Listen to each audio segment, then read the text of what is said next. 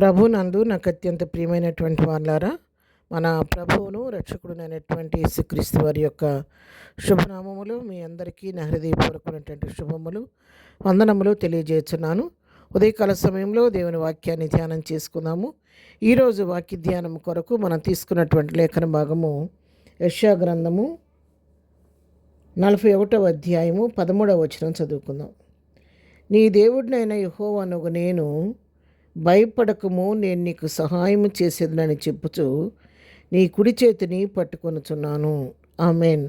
దేవుని నామమునకు మహిమ కలుగునుగాక. ఈ వాక్య భాగాన్ని మనం గమనించినట్లయితే భక్తుడైనటువంటి యాకోబుతో ప్రభు చెప్తున్నటువంటి మాటలు 8వ వచనం మాట మనం చూస్తాము.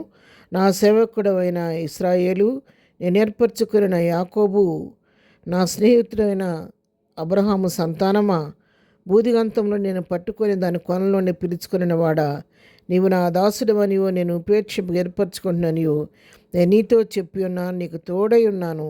భయపడకము, నేను నీ దేవుడినై ఉన్నాను. దిగులు పడకము, నేను నిన్ను బలపరుతును. నీకు సహాయం చేయవాడని నేనే, నీతి అను నా దక్షిణ హస్తంతో నిన్ను ఆదుకుందును. ఆమెన్. ఈ మాటలు మరి యాకోబు సంగతి మన అందరికీ బాగా తెలిసిన విషయమే.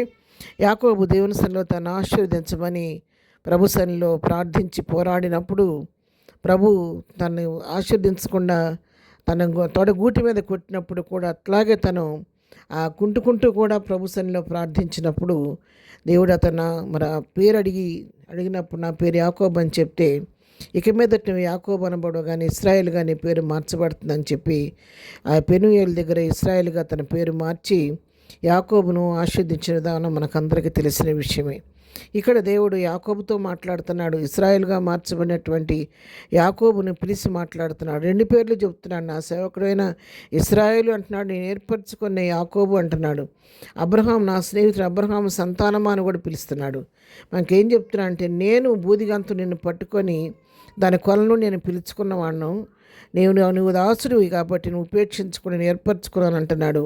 నువ్వు భయపడకము, నేను నీకు దేవుడినే ఉన్నాను అంటున్నాడు. దిగులు పడకము, నిన్ను బలపరుస్తానని చెప్తున్నాడు.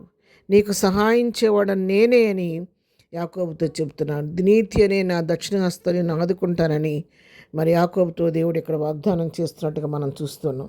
అవే మాటలు 13వ వచనం కూడా మనం చూస్తున్నాము.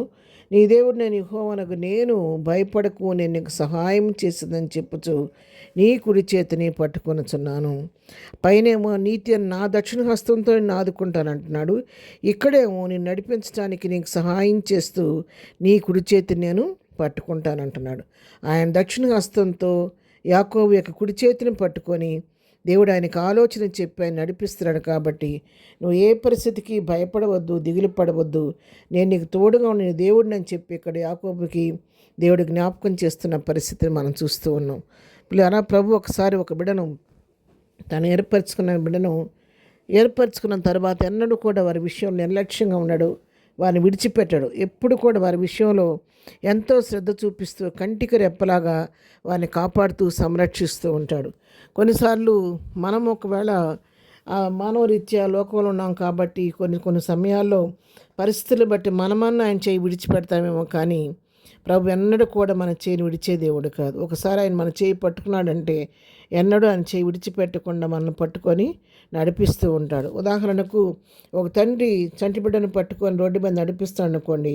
బిడ్డ తనకు ఆకర్షణీయమైన కనబడంగానే ఆ తండ్రి చేయి వదిలించుకొని పరిగెత్తుతూ ఉంటాడు, తీసుకోవడానికి వెళ్తూ ఉంటాడు. ఒక బెలూన్ కనపడిందంటే ఆ బెలూన్ కోసం వెళ్ళాలంటూ రోడ్డుకు అడ్డంగా పరిగెత్తాలనుకుంటాడు. కానీ తండ్రి ఏం చేస్తాడు, అతను గట్టిగా లాగి పట్టుకొని ఆ విధంగా వెళ్లకుండా తను కాపాడుతాడు. ఆ విధంగానే మన పరమ తండ్రి అనే దేవుడు కూడా యాకోబును మాత్రమే కాదు, నిన్ను నన్ను కూడా నిత్యం మన హస్తం పట్టుకొని, కుడి హస్తం పట్టుకొని మన పాదాలు తొట్టుపడకుండా సరైన మార్గం నడిపించే దేవుడు. ఈరోజు యాకోబుతో చెప్తున్నాడు, నేను నీకు తోడై ఉన్నాను, నీ కుడి చేతిని నేను పట్టుకున్నానని చెప్పని, నేనే నీకు సహాయం చేస్తాను, భయపడొద్దని చెప్పిన దేవుడు ఉదయకాలం నీతో నాతో కూడా చెప్తున్నాడు. ఉదయకాల వాక్యం వింటున్న ప్రియులారా, మీరు ఏ పరిస్థితిలోని వాక్యం వింటున్నారో నాకు తెలియదు, కానీ ఉదయకాలం ఏ పరిస్థితిలోని వాక్యం ఉన్నప్పుడు కూడా దేవుడు నీకు ఇస్తున్న వాగ్దానం ఏంటంటే, ఆయన నీకు సహాయం చేస్తానంటున్నాడు, నేను నీకు తోడుగా ఉన్నాను అంటున్నాడు, ఆయన నీ కుడి చేతిని బట్టి నడిపిస్తానంటున్నాడు. కాబట్టి మనుషుల వైపు లోకం వైపు చూడకుండా పరిస్థితులు చూసి భయపడిపోకుండా సమస్తం చేయగల దేవుని చేతిని పట్టుకోండి. దేవుడు నడిపించి మాకు నడిస్తే నీ జీవితంలో గొప్ప ఆశీర్వాదాన్ని దీవెని చూడబోతున్నారు. ప్రార్థన. ప్రేమగలిగిన తండ్రి, పరిశుద్ధుడాని పాదముల కొందనాలు. ఉదయకాలం తండ్రి మాకు ఇచ్చిన లేఖన భాగాన్ని బట్టి నీకు కొందనాలు. యాకోబును ప్రభువా చేయి పట్టుకొని ముందుకు నడిపించి ధైర్యం చెప్పి నడిపించిన దేవుడు మమ్మల్ని కూడా ఇంతవరకు నడిపించావు, ఇక ముందు కూడా నడిపిస్తావు నమ్ముతున్నాం తండ్రి. ఇదను ఎవరైతే కృంగిన స్థితిలో నీ వైపు చూస్తున్నారో వారి హస్తాలు పట్టుకొని మీరే వారిని ముందుకు నడిపించండి. ఇదను మేము చేయి పనిపాట్లో రాకపోకలో క్షేమం దయచేయండి.